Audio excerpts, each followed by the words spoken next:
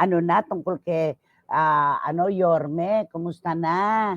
Romel, ano sa Oo, palagay mo? ay, kasi 'di ba marami kasi siyang binitawang salita noon nung bago siya Oo, tumakbo.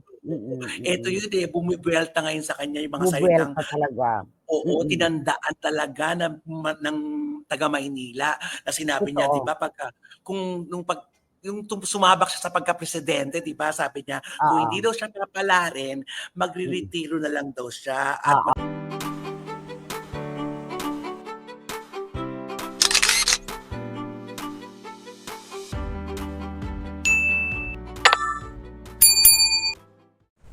Welcome back sa aking YouTube channel. Para sa mga first time lang po na manonood, please click mo na yung Jeremy's TV, Manila. Anyway guys, wala nang bayad o libre lang, tulong mo na lang din sa kapwa mo. Alright? Thank you very much po. So topic nga natin ngayon for today's video, Reyna ng Marites. Itong si Christy Fermin, muli na naman bumanat kay Yorme at pinuri itong si Mayor Hani Lacuna. Yan guys, ang mainit na topic natin ngayon. Pero bago yan, kumusta po sa mga Iskonians na patuloy na sumusuporta sa ating channel at kay Boss Y. Lalo na sa mga Iskonians guys na hindi bumuboto dito sa Maynila at sa malayong lugar. Mga kapatid natin o mga kababayan nating nasa abroad, mga OFW, mga Iskonians. Maraming salamat po sa inyo at sa patuloy niyong pagsuporta sa ating channel. Ang dalangin ko ay nasa mabuti kayong kalagayan. So, ito na nga guys. Humirit na naman itong si Christopher Min na sinasabi, ito daw si Yorme, kinain daw ang kanyang salita o kanyang mga sinabi, di ba? Na hindi na tatakbo at ngayon tatakbo na naman. Di ba? At binida na nga itong si Hani Lacuna. Ang galing daw magsalita guys. Diba? Diba nung nakaraang binlag natin, nagkaroon sila ng event, diba? Na nagsalita lahat sila doon. Ang galing daw ni Mayor Hani Lacuna, lilingon sa kaliwa, lilingon sa kanan. Hindi daw, wala daw kopya. Talagang galing sa puso. Pero kung pagmasdan mo, yung audience, diba guys, sa loob, na-vlog na natin, pwede yung balikan yan. Alos yung mga tao doon, di ngumingiti guys, lahat seryoso. At bukod dyan, talaga parang napipilitan lang pumalakpak. Hindi kagaya kay Yorme guys, di ba? Pagka nagsalita, may sense of humor, napapatawa yung audience na, di ba guys? Tapos, organic. Kumbaga, yung tao doon, minsan di naman tinawag, pumupunta lang, di ba? Tapos, ang saya. Tapos, kumakanta siya, sumasayaw, nagbibiro. Masaya, talaga makita mo napakalayo. Siguro dito kay Christopher Min para maniwala siya na iba itong si Yorme pagdating sa tao, dapat sumama siya, di ba? Minsan sa mga meeting ni Yorme sa pasyal-pasyal niya sa Maynila para maramdaman niya na ang tao, di ba? Pag narinig niya yung tao na bumalik ka na, baka pati siya mapasabi na bumalik ka na Yorme, di ba? At samahan niya rin itong si Hani Lacuna kung saan pag umiikot, walang halos lumalapit, siya lang lumalapit guys. Di ba? So kung pakikinggan natin, hindi mo alam ang tunay na nangyayari dito sa Maynila, lalo na hindi ka naman Iskonia, no? Hindi ka taga Maynila. Siguradong baka maniwala ka pa. Di ba? Sa kanyang sinasabi. Kaya kailangan natin itong kontrahin na hindi naman talaga totoo yun. Di ba? Nagiging negative na daw siya. At sinabi niya, yun na yung utang din sa mga Lacuna, kung saan kahit daw kay Erap, kay Alfredo Lim, ginawa daw ni Yorme yun. Pero totoo yun, di ba guys? Si Yorme hindi na sa tumitingin sa partido, lalo na kung ang nakasalalay ang interes ng taong bayan. Kaya nga wala na talaga siyang plano. Actually, totoo naman yun eh.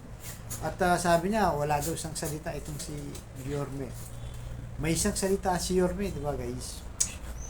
Nung sinabi niya magpapagawa siya ng world class na public school, nangyari ba? Nangyari, 4 pa. Ngayon, pinagkikinabangan ng mga teachers, ng mga estudyante, at mga magulang, siyempre, ng mga estudyante, at parang international school guys, di ba?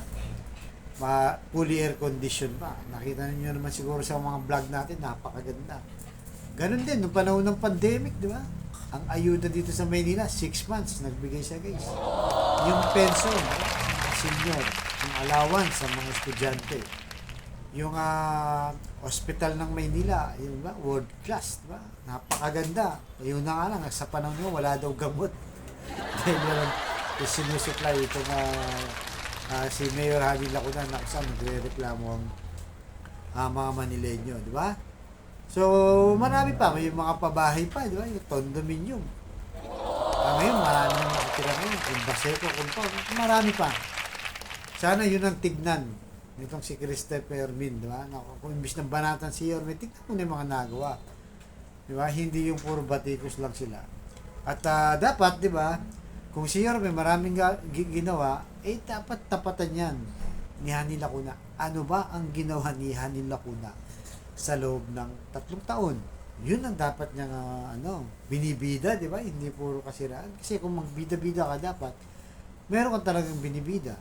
Kung baga, may resibo ka. Si Yorme, nandiyan na yung mga resibo, guys. Nagsisitayuan na, di ba? Pinapakinabangan ng tao. Kaya nga pinababalik siya. Di ba? Ng tao. So, narito guys, pakinggan nyo yung kanya mismong sinasabi itong si Reyna ng Intriga. Si Christopher Min, guys. Di ba? Pakinggan nyo, kayo na kung paano ang umisga. Kailangan natin lang itong tapatan. So, resibo ang pinag-usapan dito, hindi paninira, di ba? Hindi batikos lang, hindi puro negative lang, at sinasabi pa niya na yung mga same old story, na binenta daw yung divisoria, nawala ng pwesto. Diba? So, lahat ng hindi maganda, yun ang sinabi niya. Pero yung mga maganda at magandang ginawa ni Mayor Hani Lacuna, wala naman siyang naibida. Diba? So, natin na guys, panoorin niyo kayo ng mga musga. So, ganito lang po. Huwag niya susunod kong vlog. Thank you very much po. So, bukas guys, magkita-kita tayo dyan sa Aroseros Park. Magpapile si Yorme, samahan natin. Ang suportahan natin hanggang sa may panalo natin sa 2025. Alright guys, so hanggang dito lamang po. Mga nyo susunod kong vlog. Thank you very much. So Manila, God bless. Narito na po ang video. Ano na tungkol kay Yorme, kumusta na? Romel, ano sa Oo, palagay mo? Nay. Kasi 'di ba marami kasi siyang binitawang salita noon nung bago siya Oo. tumakbo. Ito yun bumibuwelta ngayon sa kanya yung mga salitang Bubuelta talaga. tinandaan talaga ng taga Maynila na sinabi niya 'di Totoo. ba yung sumabak siya sa pagka-presidente, 'di ba? Sabi niya, kung hindi daw siya papalarin, magre-retiro na lang daw siya at Oo. magtutulong na lang, 'di ba? Yun ang mga sinasabi niya dati At saka na maraming never niya issue. Marami pang mm. issue, Romel, bukod doon. Marami pang issue na nag-iwan siya ng mga salita na ngayon ay bumabalandra sa kanyang mukha. Nung magpunta tayo sa birthday party ng anak ni Chris Ulo, si Zach, tinanong ko si Chris, sabi ko, anak, nung bang nagtalumpati si Mayor Hani Lacuna, may binabasa ba siya? Kasi nung panoorin ko sa kanila ni Batang Maynila Toits, napakagaling magtalumpati ni Mayor Hani. Sabi ko, kung ito may binabasa, pero hindi binabasa, malikot yung ulo eh. Kasi pag may binabasa, tumatambay ng kahit ilang segundo sa isang side, gitna, kanan, kaliwa, ganon. Pag may binabasa ka, bubuuin mo muna yung paragraph tapos lilipat ka rito, paragraph ulit, gitna, paragraph ulit. Hindi malikot ang ulo ni ang tingin ni Mayor Hani. Sabi ko, ang galing magsalita nitong mayor na ito. At kung kanya namang yung talumpati ay binabasa niya, magaling ang kanyang scriptwriter. Magaling ang kanyang speechwriter. Di ba? Yun. Alam mo yan kasi alam mo kung may puso yung nagsasalita galing sa puso. Gumagawa ako ng speech ng mga politiko, alam ko yan. Kung saan ibababa ang boses, itataas, ibababa. Ganun yun Kaya alam ko, hapaw na hapaw ko yan, yung mga ganyan. Hindi Pag ganun-ganon si Mayor, kaya alam mo na hindi niya binabasa. Sabi ni Chris, na hindi, nandun kami, hindi niya binabasa talaga. Hindi niya binabasa. Ay, ang galing. Di ba? Napakagaling. At naku, ang dami pala. Naku, pati mga taga-palengke, nagsasalita na ngayon. Nakeso sila daw, kaya nawala na hanap buhay. Itong si Yorme daw, ibinenta daw yung kanilang lugar. Yung mga ganon, di ba?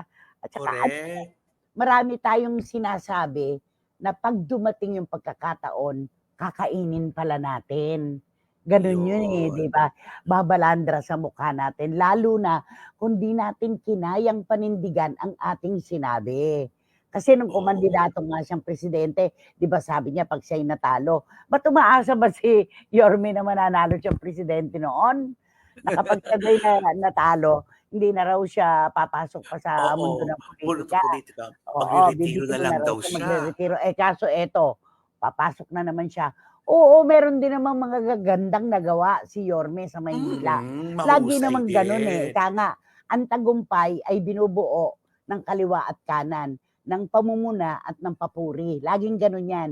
Kaya kung meron man pong bumabato sa kanya ngayon, abay tingnan naman din natin yung magagandang nagawa rin naman niya para sa lungsod ng Maynila. Kaya Gano'n. lang, nabubutasan siya sa mga binitiwan niyang salita noon. Yun ang pinakamahirap diyan, 'di ba? Opo. Oh, Yung mm. sinasabi ng mga taga Maynila na dati sinasabi niya kahit natatandaan pa ni Mayor Hani Lacuna sa maraming tao, sa lahat ng mga piging na pinupuntahan nila na Mm. sabi niya na never silang magkakalaban ni Mayor Oo, Hani Lacuna. Eh, at saka eto, yung napanood ko sa burol, sa hmm, lamay ni dating Vice Mayor Danny Lacuna sa ama ni Mayor Hani. hmm, Dinig na dinig ko na video yun, eh. Tapos parang speech ni Yorme, sabi niya, "Ang tao pong ito ang nagbigay sa akin, nagbukas ng pintuan para ako ay makapasok sa politika." Tinanong hmm, daw siya, "Halika nga, ano ba ang plano mo?" Sabi raw sa kanya, "Gusto ko pong maging presidente." Yun daw ang talagang sinagot niya. Sabi niya, "Paano ka magiging presidente, eh, hindi ka nga nakakapag-aral? Mag-aral ka ulit." Sabi niya, nung matapos na raw siya nung 4-year course, gusto daw niya, mag-ano ka, mag-abogado ka para alam mo ang mga rekutitos ng mundo ng hmm, politika. Gano'n pala, na eto pala yung ama pala ni Mayor Hani ang nagbigay sa iyo ng pagkakataon, binuksan ang pintuan para mapasok mo itong mundong ito. Pero bakit ano 'yan? Sabagay hindi naman na bago 'yan, kalabanin niya si Mayor Hani. Eh, kinalaban din niya si dating Mayor Fred Lim at si dating Pangulong Joseph Estrada. Kinalaban din naman ni Isko, 'di ba? Kaya hindi na bago 'yan. Kaya nanenega siya talaga, eh. Binabalikan ng mga tao yung mga ginawa niya. Anak ng mentor niya tapos ngayon kakalabanin niya. Asan yung pangako mo na hindi mo kakalabanin si Mayor Hani? Kaya ka hmm. nababash ngayon sa Maynila. Peace with you, Yorme. Good luck sa'yo. Pero I'm sure malakas pa rin si Mayora. Sabi ni Boyce Caragay. Ayan. At sabi ni Ching Bautista Silverio, si Yorme walang prinsipyo at walang isang salita. How can you trust someone who has no word of honor? Sayang, ang ganda pa naman ang umpisa niya nung naging mayor siya, sabi ni Ching Bautista Silverio. At sabi naman ni Joby Francisco ng Bulwagang Pambalitaan ng ating network, nakahabol. Happy Monday, Nanay. Dami pong ganap, mix of showbiz and politics. Vilma and Nora sa politika. Oo, Joby, oo, totoo ka. Ang dami talagang ganap, nakakaano. Eto, in fairness, si Mark Leviste, tinupad, nag-congressman. Hmm. Alam mo, Von, sasaludo ko kay Vice Governor Mark Leviste kung hanggang bukas ng hapon ay hindi siya magsusumite ng kanyang COC para governor. Sa totoo lang, Bukas kahanga-hanga talaga, ang ganito, oo. magkakaalaman Meron talaga pa kasi lahat. hanggang bukas, eh, hindi natin alam, Mm. eh, 'di ba? 'Yun, pero mukhang nangangamoy paninindigan niya talaga 'to, 'di ba? Nakakatuwa yung mga gano'ng tao na may isang salita. Sabi nga ni Ching Bautista Silverio, "How can you trust someone katulad ni Isko na ni Mayor Mena, how can you trust someone who has no word of honor?" Yun na eksakto niyang sinabi.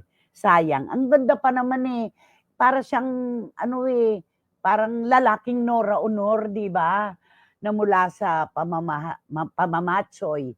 Pamamatsoy yun, eh, Oo, yung ginaganon, nag-aano yung basura. nagpapagpag, oo, Mula sa nagpapagpag. pamamatsoy, o yung pamamagpag, yun yung pinipirito nila ulit yung manok na Mm. napapagpag nila.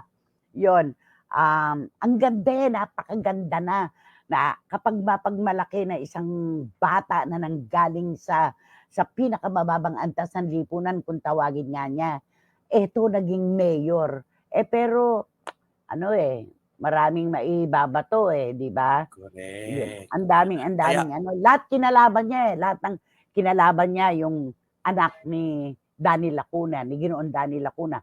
Kinalaban niya si Mayor Lim noon. Tapos si Mayor Erap kinalaban din niya. Sino pang hindi niya kakalabanin? Oh, 'di ba? Dapat nga sarili lang niya ang kalabanin niya. Dahil alam niya kapasidad niya, 'di ba? Yan ang Nako. napakahirap talaga na sa mundo ng politika. Wala ka talagang permanenteng kaibigan. Totoo yan. Permanenteng kasama. Di ba? Interest lang. Oy, nasa ano daw ngayon? Nasa Manila Hotel na ata. Nako, Jovi, si Senator Bong Revilla Jr. nasa Manila Hotel at nag-aano na siguro, nagsusumite ng kanyang COC, okay?